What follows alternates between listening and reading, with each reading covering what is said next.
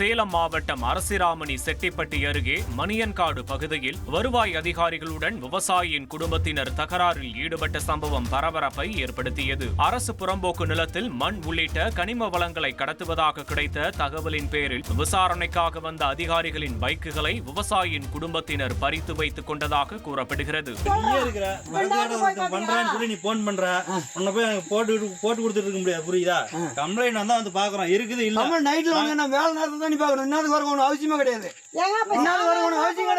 இதனிடையே இரவில் வந்த அதிகாரிகள் தன்னிடம் பணம் கேட்டு மிரட்டியதாகவும் அதனால் சந்தேகப்பட்டு அவர்களை தாக்கிவிட்டதாகவும் விவசாயி தரப்பில் கூறப்படுகிறது. இதுகுறித்து வருவாய் ஆய்வாளர் கனகராஜ் அளித்த புகாரின் பேரில் வழக்கு பதிவு செய்த தேவூர் போலீசார் விசாரணை செய்து வருகின்றனர். புகார் கொடுத்தேன், போலீஸ் வந்தாங்க. போலீஸ் வந்தோன்னே வண்டி கொடுங்க 6:30 மணி. அதுக்கு முன்னாடி எனக்கு 6:30 மணியான்னு தெரியாது. அதுக்கு பின்னாடி 6:30 மணியான்னு தான் வண்டி கொடுத்துருங்க அப்படின்னு சொன்னாங்க.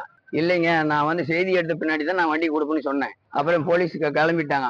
அடுத்த நாள் வண்டி எடுத்துட்டு போயிட்டாங்க. அதுக்கு பின்னாடி தான் அவங்க 6:30 மணியான பேர் என்னன்னு தெரியும். ஒருத்தர் ஒரு மணியார் பேர் முனியப்பன், இன்னொருத்தர் தமிழ் முருகன், ஆரை கனகராஜ்.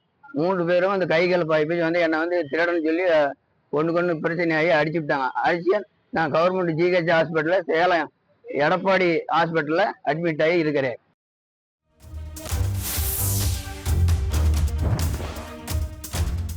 கோவை சூலூர் அருகே வாகன சோதனையின் போது காரில் ரூபாய் 70,05,000 மதிப்புள்ள 235 கிலோ கஞ்சாவை கடத்தி வந்த 2 பேர் கைது செய்யப்பட்டனர். சூலூர் போலீசார் காங்கேம் பாளையம் பகுதி விமானப்படை தளம் அருகே வாகன சோதனையில் ஈடுபட்டிருந்த போது ஒரு காரை நிறுத்தி சோதனையிட்டனர்.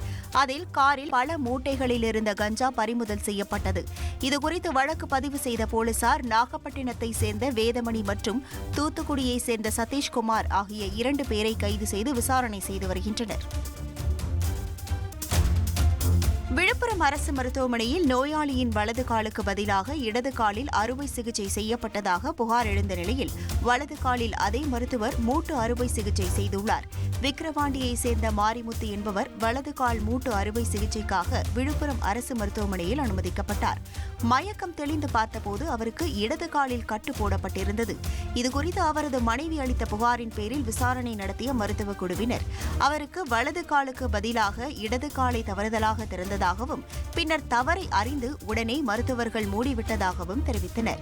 இந்த நிலையில் மாரிமுத்துவுக்கு வலது காலில் அதே மருத்துவர் வெற்றிகரமாக அறுவை சிகிச்சை செய்துள்ளார். இந்த சம்பவத்தை தொடர்ந்து மருத்துவர் சரவணன் பணியிட மாற்றம் செய்யப்பட்டுள்ளார்.